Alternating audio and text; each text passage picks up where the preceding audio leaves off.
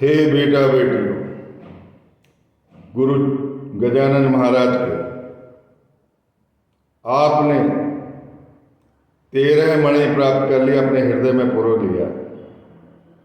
ये 14वां मणि आपके हृदय में जाने वाला है।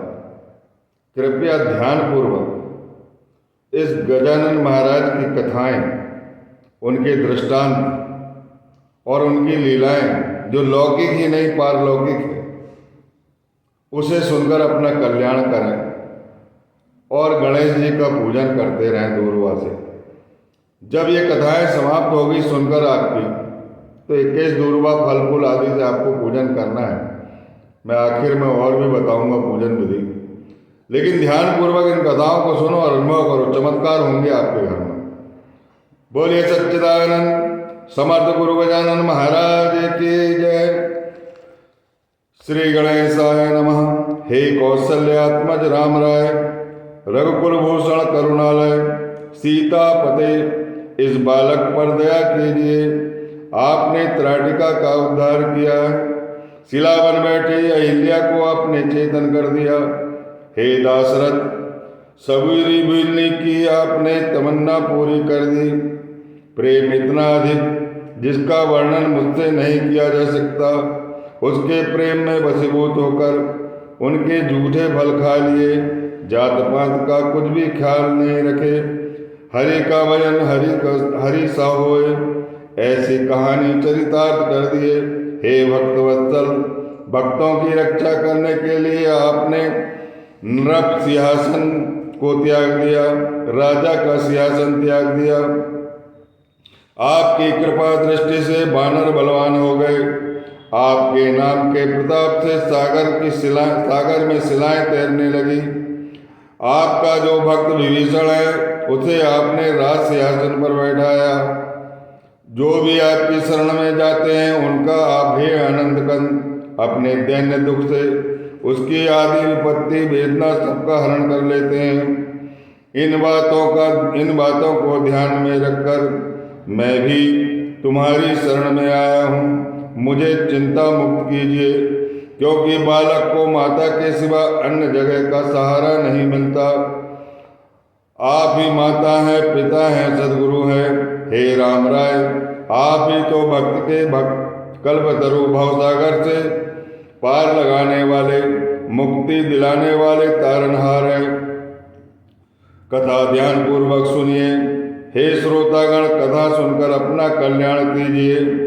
अष्टो मेहरगढ़ तहसील में एक ग्राम में बंडू तात्या नाम का एक द्विज ब्राह्मण रहता था।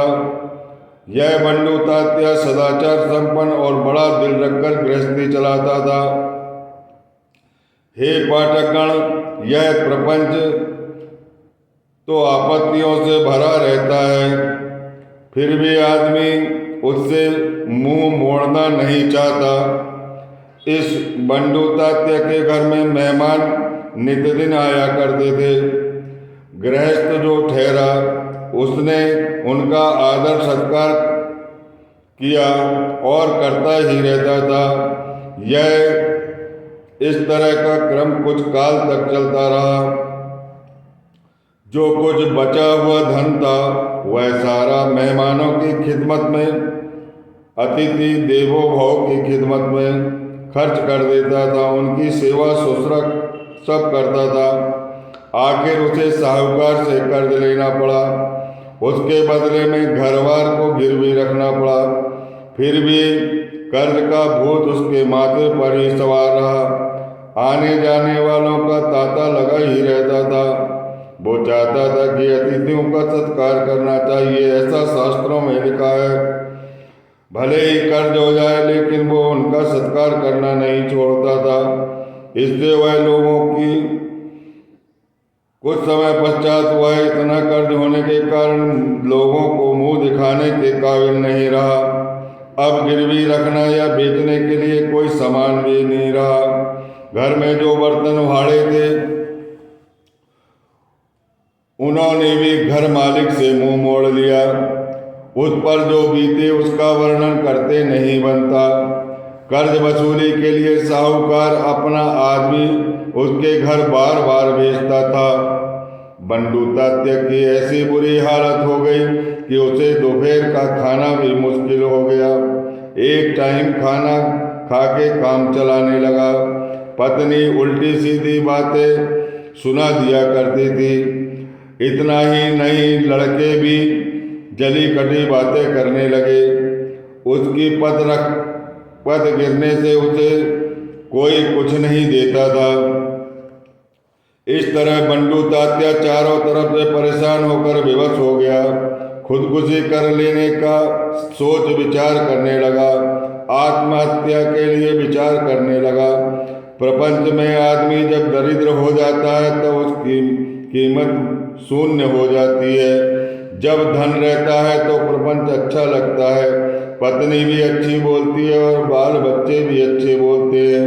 लेकिन जब वह कंगाल हो जाता है तब वह प्रपंच से ऊब जाता है।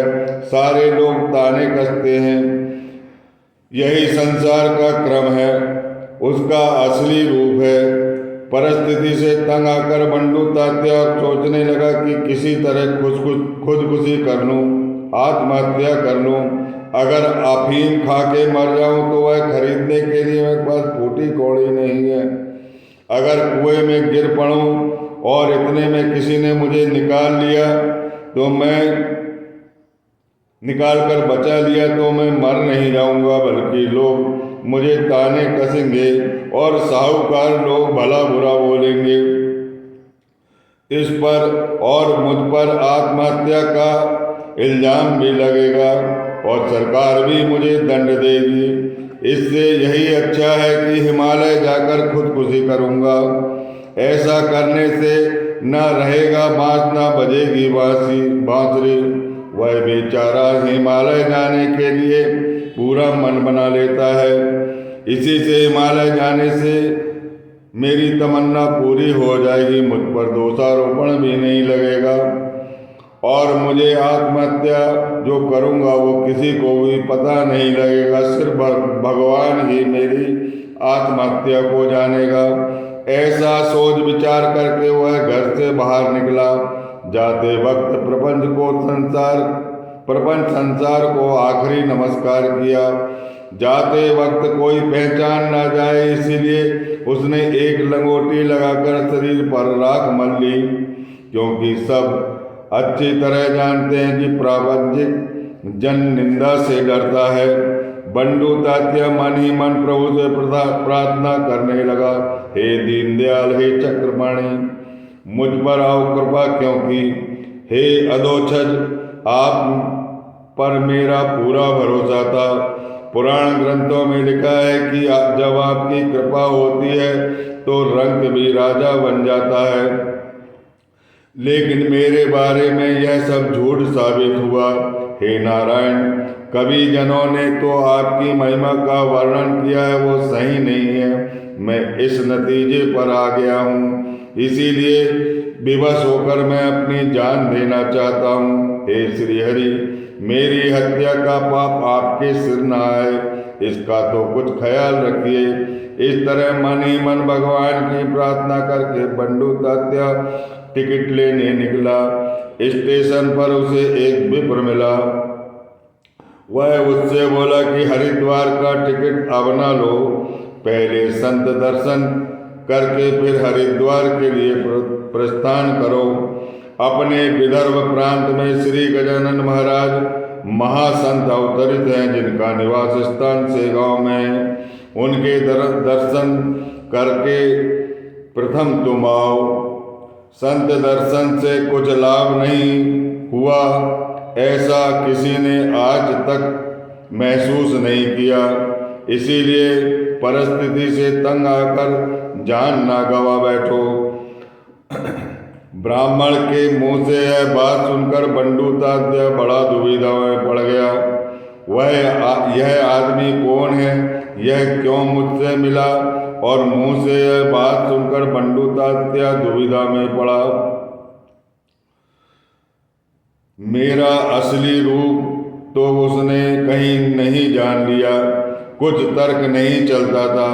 आखिर इसका परिचय कैसे पूछ लूं? असलियत चाहे कुछ भी हो, मैं सेगांव में जाकर पहले महाराज के दर्शन करूं, इसके बाद आगे देखा जाएगा। ऐसा मन में निश्चय करके बंडू तात्या सेगांव आया। महाराज के दर्शन के लिए उनके सम्मुख आ गया, उनके चरणों पर गिरा और महाराज ने उससे हंस के बोले कि हिमालय जाके जान देने की क्यों ठानी? अरे आत्महत्या कभी नहीं करना चाहिए। विपत्ति में आदमी को कभी निराश नहीं होना चाहिए। जो मन में इच्छा है इसके लिए तो हमेशा प्रयत्न करना चाहिए।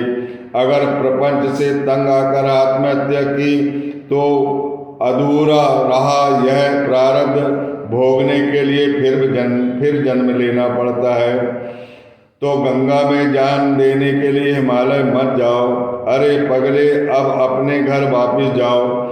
स्टेशन पर टिकट लेते वक्त जो विप्र मिला था, क्या तुमने उसे पहचाना नहीं? वह कौन था? अब यहाँ ना ठहरो, अपने घर वापिस जाओ।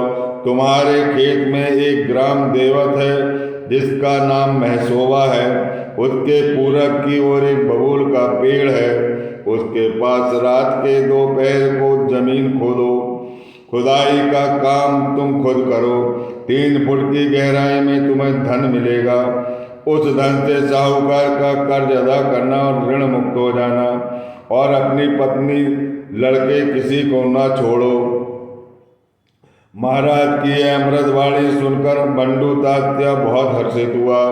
उसने शरीर में लगाई हुई राख पोंछ डाली और अपने गांव खरड़े वापिस आ गया। रात के समय वह खेत में महसोवा देव के पास जाकर बबूल के पास उनने जमीन खोदने लगा। 3 फुट गहराई पर उसे एक कलसा मिला जिसका मुख बंद था। उस कलसे में सोने की 400 मोहरें थी। यह देखकर बड़ा हर्षित हुआ।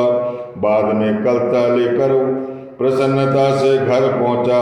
प्रसन्नता से उसके आंसू बह रहे थे। घर आते ही वह आनंद से नाचने लगा। आंसू बहाते बहाते कहने लगा, जय गजानन महाराज, जय गजानन अवलिया, जय गुरु गजानन का उच्चार करते करते थक गया और जो धन उसे मिला उससे कर्ज अदा कर वह ऋण मुक्त हो गया। खेत जो गिरवी रखा था वह भी उस धन से उसने छुड़ा लिया। पत्नी और बच्चे सब अच्छे बोलने लगे। यदि पिता पैसे कमाते हैं तो पत्नी और बच्चे भी उनसे अच्छी बातें करते हैं। कमाई धमाई बंद हो जाती है तो वो भी ताना कसने लगते हैं। बंडू तात्या का संसार जो मिट्टी में मिल गया था वह गजानन महाराज की कृपा आशीर्वाद से ठीक हो गया।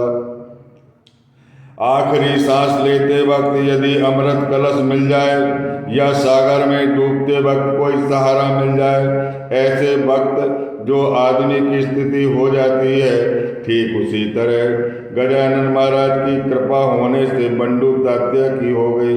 उसका जीवन प्रसन्न हो गया। अब उसके अच्छे दिन आ गए। वह सेगांव आने लगा। दान धर्म बड़े उत्साह के साथ किया करता था। गजानन महाराज के पद्मों में वह शरणागत हो गया। गजानन महाराज की शरणागति उसे मिल गई। यह देखकर महाराज उससे बोले कि मुझे क्यों बंधन करता है? जिस भगवान ने तुझे यह धन घट द्रव्य घट दिया है उन्हें बंधन कीजिए।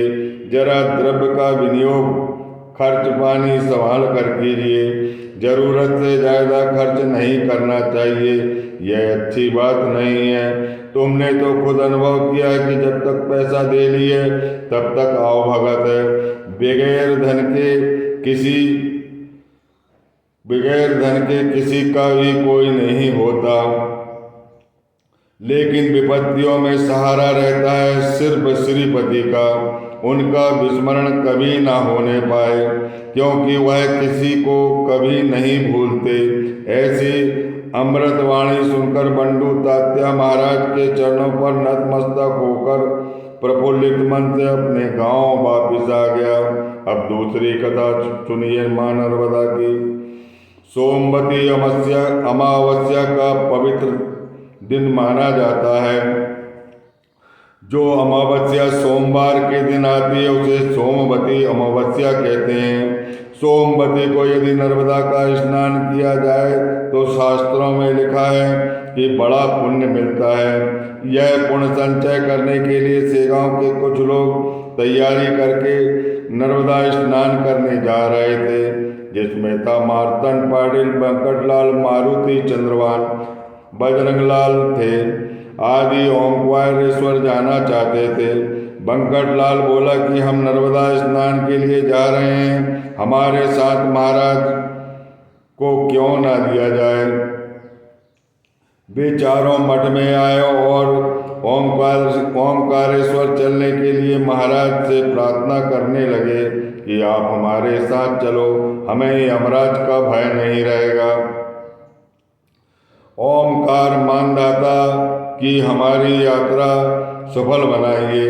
अपने बालक को कृत कृत माता ही करती है, यह अधिकार किसी अन्य को नहीं है। नर्मदा स्नान के लिए हमें ले चलिए, यही हमारी आपसे प्रार्थना है। जब तक आप हाँ नहीं करेंगे तब तक हम यहाँ धरना देकर बैठेंगे, क्योंकि लड़के की हर तो माता पूरी करती है। इस पर महाराज उनको बोले कि नर्मदा तो मेरी मैया है जो यहीं पर है, तो फिर मुझे वहाँ जाने की ज़रूरत नहीं है। इसीलिए मैं अपने मठ में रहकर ही अपनी नर्मदा मैया में स्नान करूँगा। आप लोग ओंकारेश्वर चले जाइए। वहाँ पूर्व काल में भाग्यवान मानदाता राजा महाबली होकर उनकी कीर्ति दिगंत में फैली हुई थी। जगत गुरु श्री शंकराचार्य तो जगतोद्धार के लिए परमहंस की दीक्षा नर्मदा में ही ली है, ओंकारेश्वर में ही ली है। आप खुशी से वहाँ जाइए और मेरी नर्मदा मैया से भेंट करिए, लेकिन मुझे वहाँ ले जाने की जिद व्यर्थ न कीजिए। पवित्र पर्व की महत्ता मेरे लिए आज की विरक्त अवस्था में तनिक भी नहीं है। यह सुनकर वे चारों जन महाराज के चरण पकड़कर बैठ गए। बोले कि महाराज आपका कहना सही है, फिर भी आपको हमारे साथ चलना ही होगा। इतना ही नहीं करेंगे, स्नान करके तुरंत वापस लौटेंगे। उस पर महाराज बोले कि आप दाम्भिक मालूम पड़ते हैं, क्योंकि नर्मदा का उदक मेरे सेगांव के कुएं में मौजूद है। माता मेरे कारण यहीं आई हुई है। उस उदक को छोड़कर अगर कहीं जाएंगे तो मेरी नर्मदा मैया गुस्सा हो जाएगी। इसीलिए मैं कहता हूँ कि आप लोग जाइए, मुझसे चलने का आग्रह ना कीजिए। मेरा कहना तुम मानो, इसी में तुम्हारी भलाई है। लेकिन मारुति और चंद्रवान पैर पकड़कर बोले कि हम आपके बगैर नहीं जाएंगे, चाहे जो कुछ भी हो जाए। महाराज बोले कि मेरे वहाँ पहुँचने से कोई विपरीत घटना घट सकती है। अगर ऐसा हो जाए तो मुझे दोष मत देना। इस तरह आपस में मठ में बातचीत होने के बाद महाराज उनके साथ आखिर चले गए। पर्व काल का पुण्य प्राप्त करने के लिए लोगों की बहुत भीड़ जमा थी। नर्मदा नदी के तट पर नर नारियों की इतनी भीड़ थी कि चींटियों को भी शंकर जी के मंदिर में प्रवेश करना मुश्किल था। कोई स्नान करते थे, कोई ब्राह्मणों का संकल्प करा के भगवान को अर्घ्य देते थे, कोई बेल और फूल लेकर मंदिर की तरफ दौड़ रहे थे, कोई बर्फी, पेड़ा और खोआ खाने में मग्न थे। भजन मंडली के अनेक दल नर्मदा तट पर भजन गा रहे थे। पर्व खत्म होने तक मंदिर में अभिषेक का मंत्रोच्चार इतना जोर से हो रहा था कि किसी अन्य शब्द सुनाई नहीं पड़ रहा था।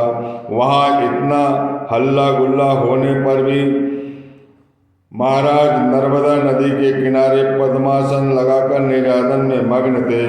वे चारों स्नान और शंकर जी का दर्शन करके लौट आए। महाराज से बोले कि अब रास्ते से जाना मुश्किल है, क्योंकि जाने आने वाले की सड़क पर बहुत अधिक भीड़ है।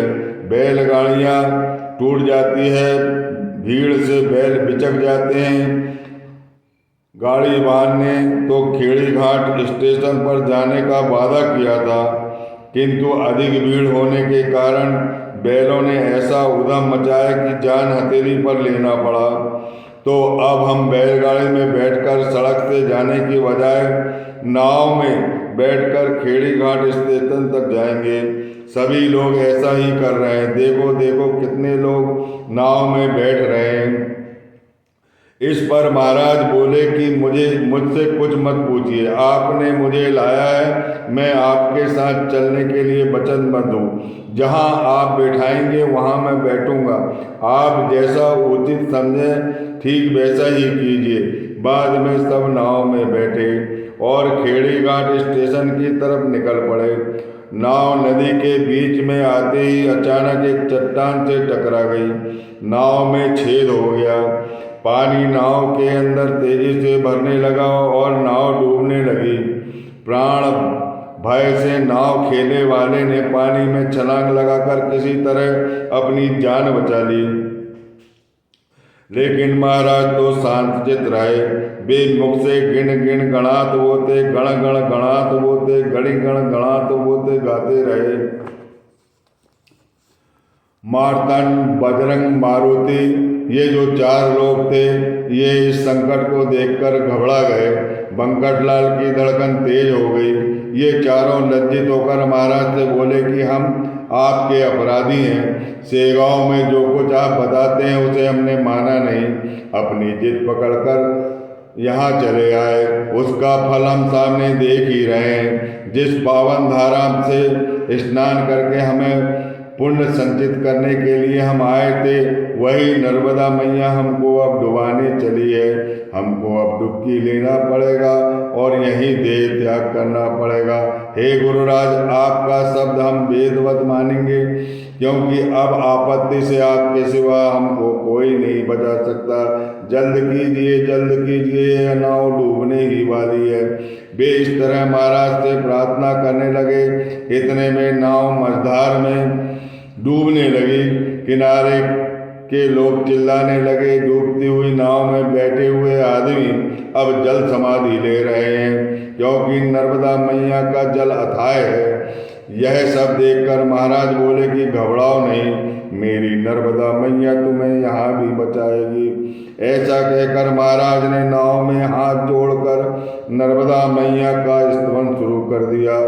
नर्मदे मंगले देवी रेवे अशुभ नाशिनी, हे नर्मदे मंगले देवी, हे रेवे अशुभ नाशिनी, क्षमा हो अपराध इनके, हे दयालु वरदायिनी। माता नर्मदा का स्मरण चल रहा था। उनका स्तवन जोर जोर से गजानन महाराज गा रहे थे। एकाएक नाव में जो पानी था वो अपने आप बाहर निकल पड़ा। नर्मदा ने अपना हाथ लगाकर वह छिद्र बंद कर दिया था। इतना ही नहीं, नाव पहले की तरह पानी में तैरने लगी। हे श्रोतागण, नाव के साथ साक्षात नर्मदा देवी थी। नर्मदा मैया ने मछुए का रूप धारण किया था। उसके घुंघराले काले बाल और उसका वस्त्र घुटने तक गीला था।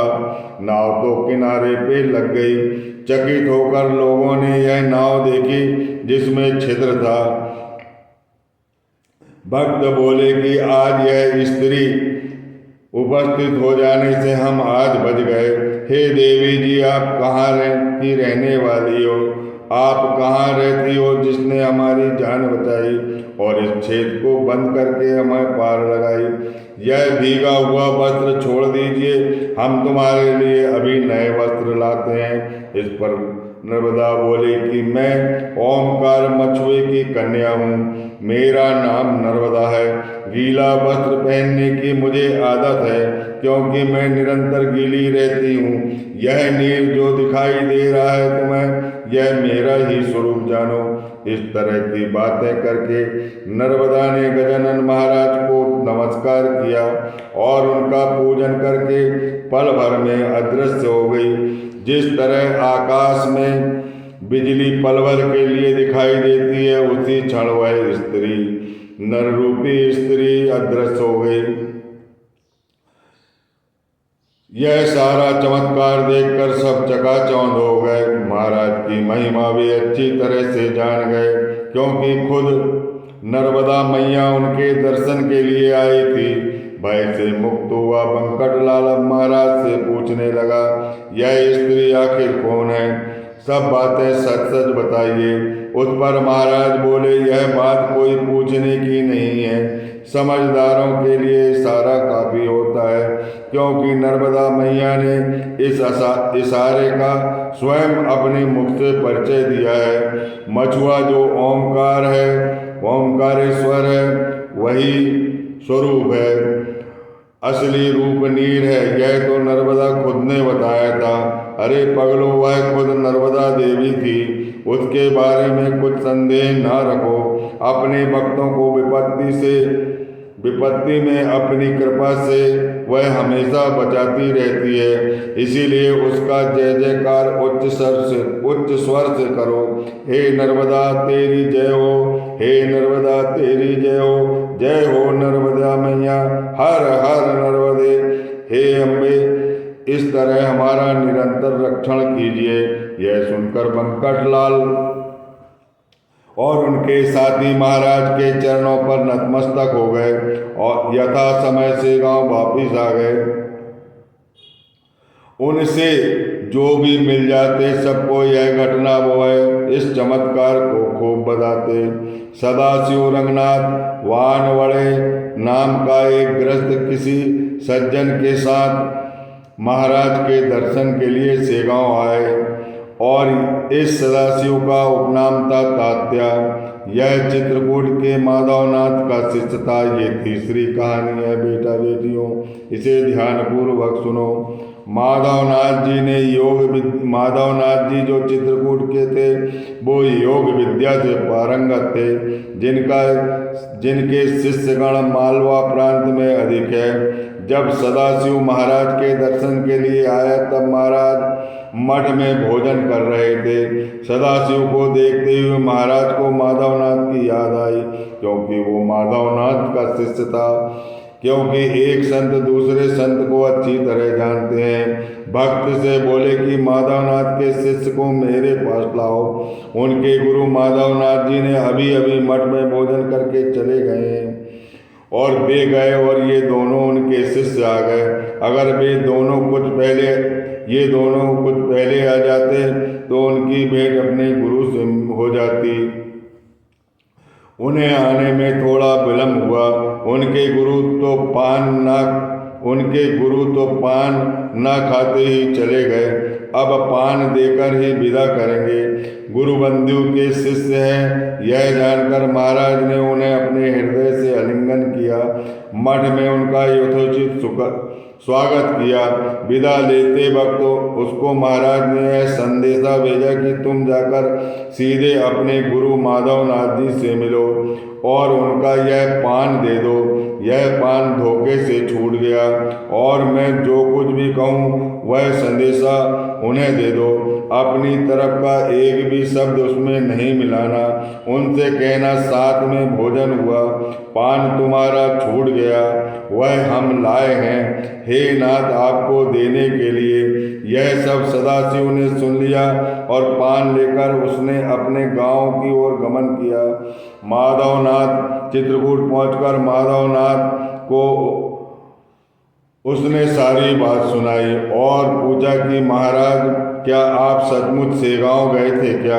माधवनाथ बोले कि गजानन महाराज ने जो बातें तुम्हें बताई है वह सही है।